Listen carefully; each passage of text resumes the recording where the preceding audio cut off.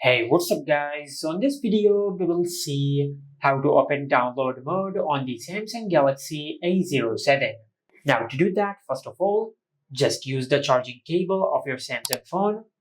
Then connect one end of your charging cable to your Samsung phone. Then connect the other end of your charging cable to your laptop or to your PC.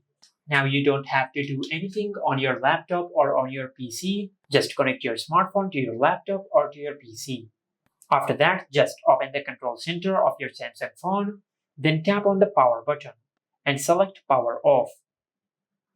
After your Samsung phone is completely powered off, then press and hold the volume up button and the volume down button at the same time. And once you do that, this screen will show on your smartphone. Now to continue, just press the volume up button. And as you can see, we have entered into download mode.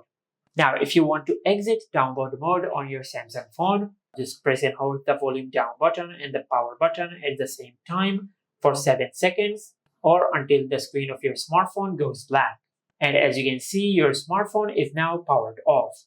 Now to power it back on, just press and hold the power button. Once the Samsung logo appears on the screen, just release the power button.